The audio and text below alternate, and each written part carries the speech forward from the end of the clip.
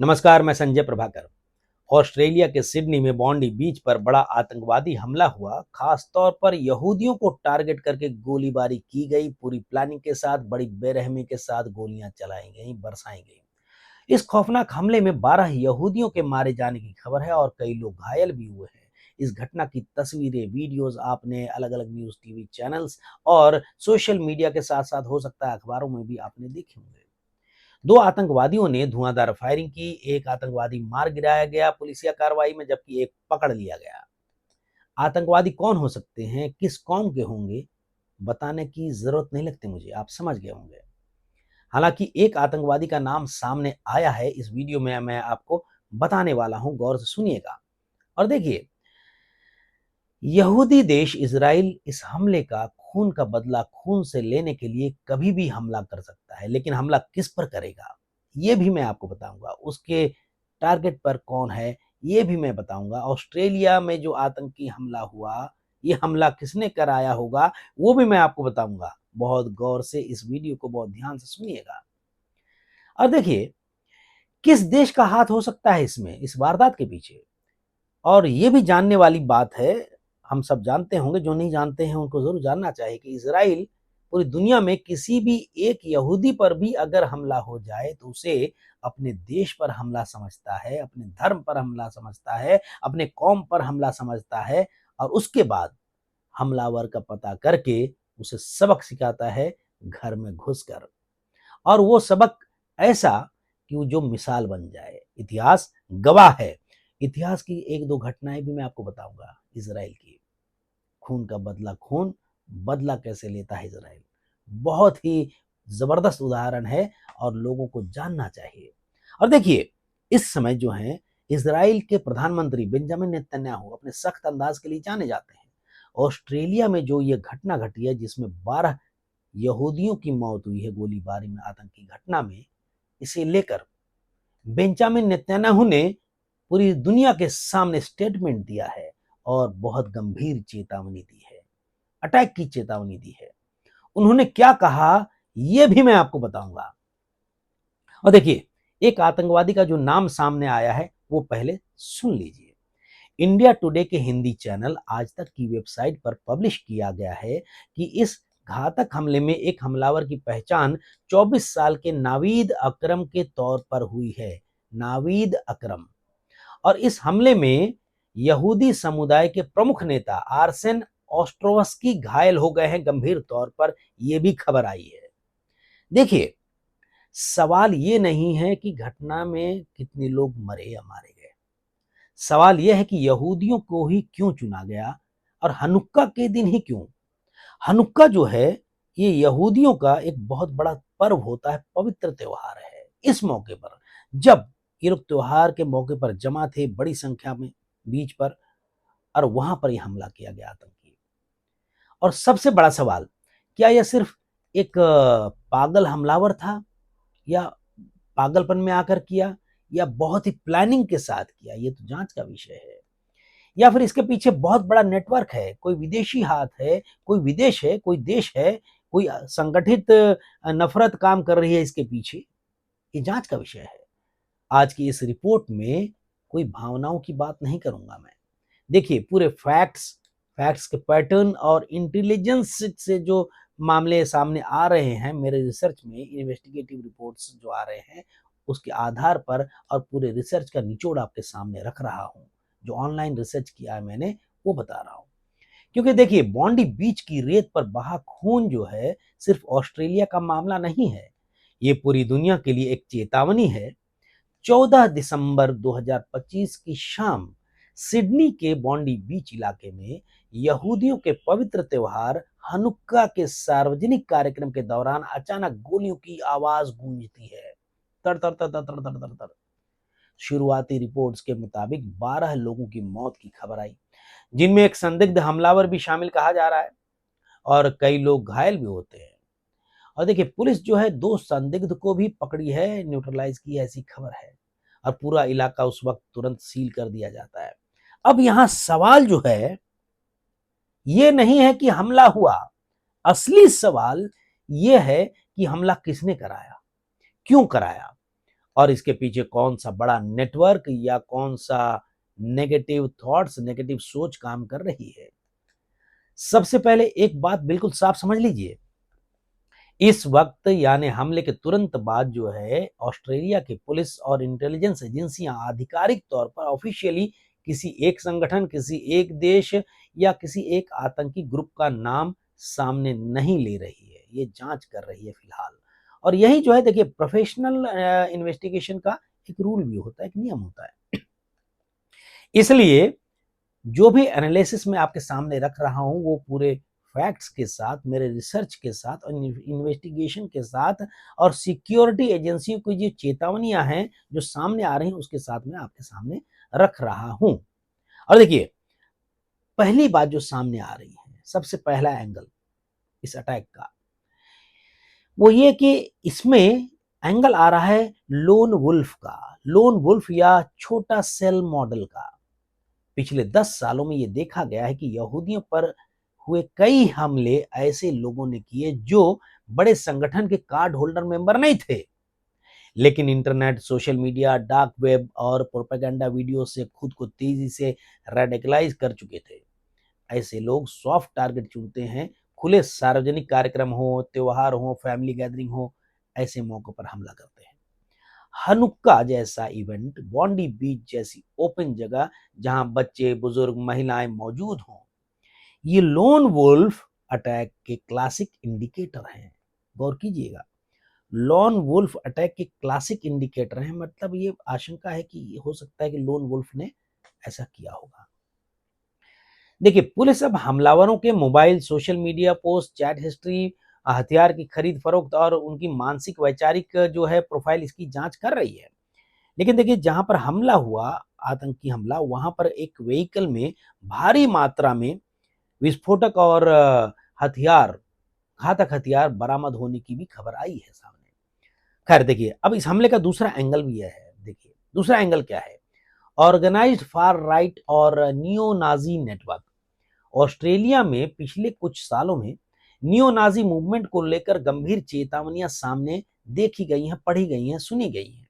खुद Australian broadcasting corporation यानी ABC की रिपोर्ट्स में कहा गया है कि एंटी सेमेटिक घटनाएं अब सिर्फ व्यक्तिगत नफरत नहीं रही, बल्कि एक आइडियोलॉजिकल, माफ कीजिएगा, एक आइडियोलॉजिकल नेटवर्क के रूप में सामने आ रही हैं। और अगर जांच में Nazi symbol, coded message, group link या पहले की हेट क्राइम गतिविधियों के सबूत मिलते हैं तो ये एंगल और बेहद मजबूत होकर सामने आएगा। और देखिए तीसरा एंगल भी सामने आ रहा है।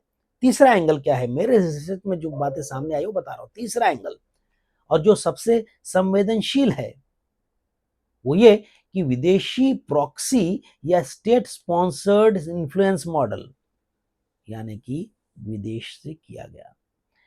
हाल के महीनों में ऑस्ट्रेलिया की खुफिया एजेंसी एएसआईओ ने संकेत दिए हैं कि कुछ यहूदी ठिकानों पर हमलों के पीछे ईरान की रिवोल्यूशनरी गार्ड यानी आईआरजीसी से जुड़े प्रॉक्सी नेटवर्क की भूमिका हो सकती है।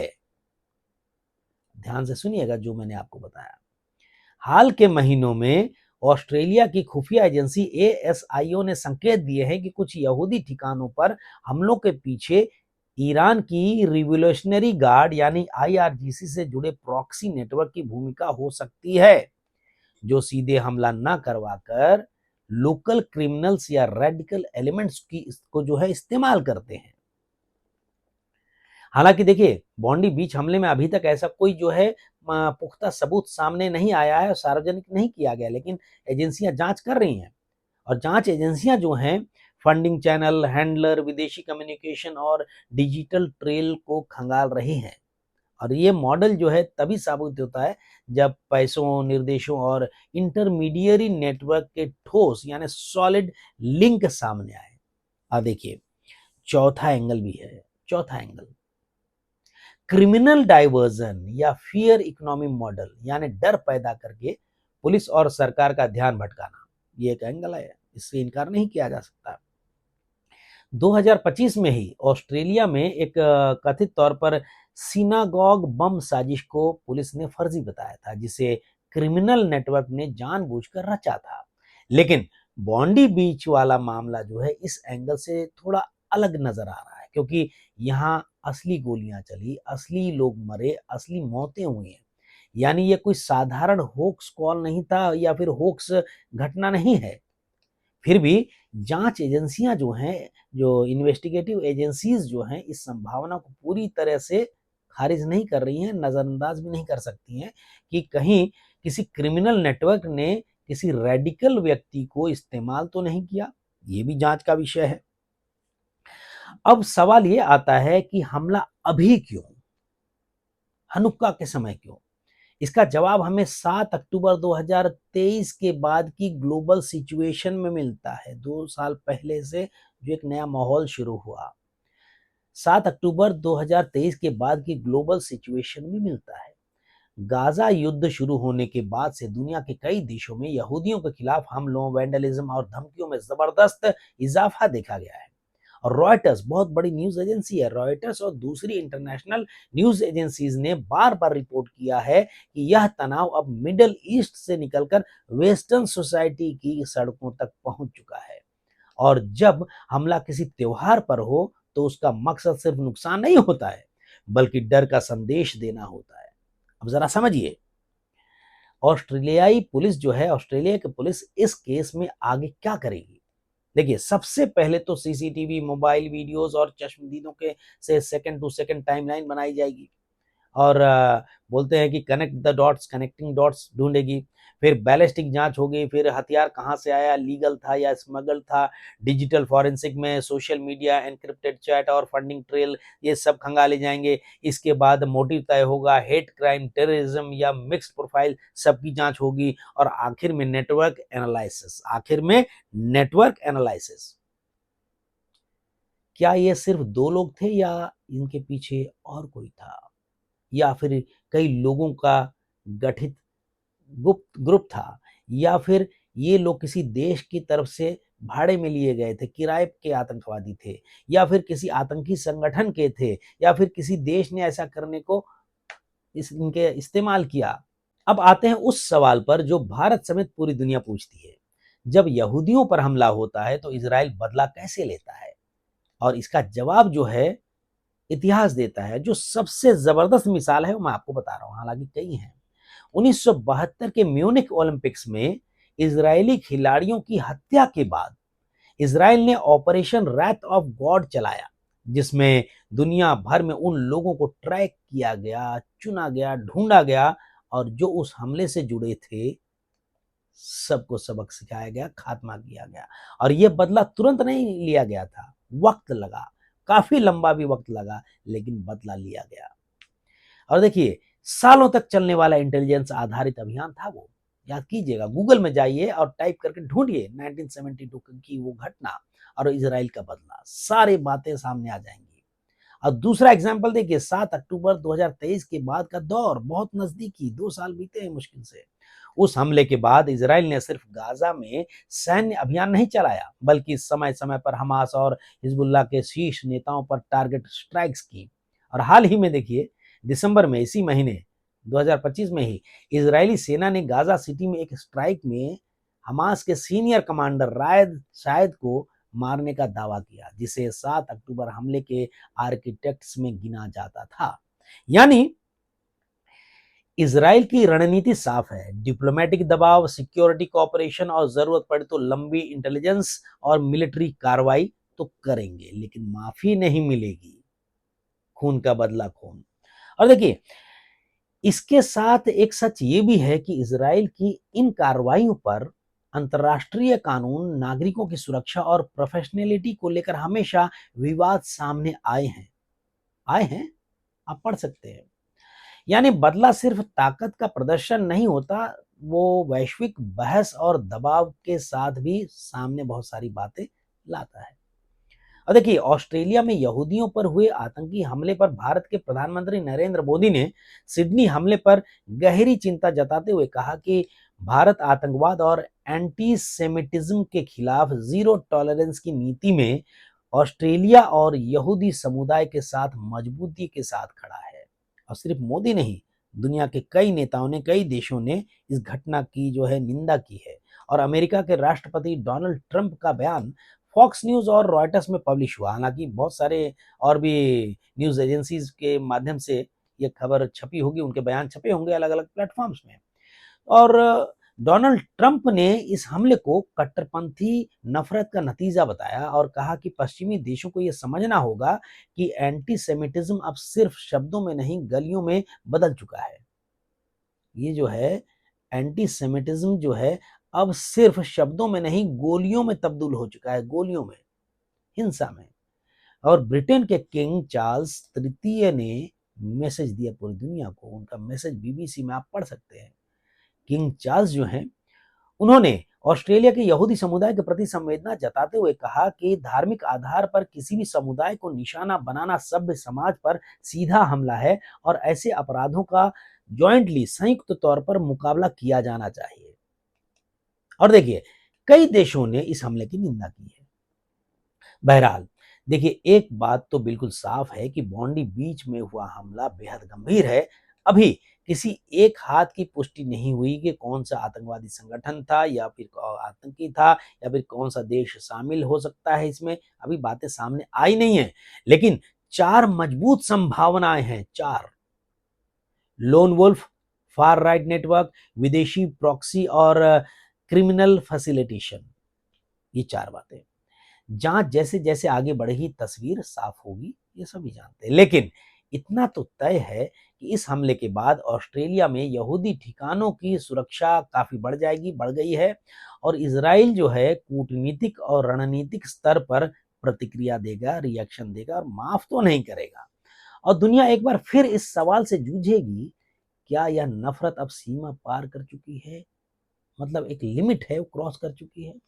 अब देखना यह भी है कि इजराइल के प्रधानमंत्री बेंजामिन नेतन्याहू के बदले की आग किस पर बरसेगी, किसे तबाह करेगी, और इजराइल जो है कब बदला लेगी। नमस्कार। इस घटना पर आप अपने रिएक्शन, अपने कमेंट जरूर लिखिए। नमस्कार।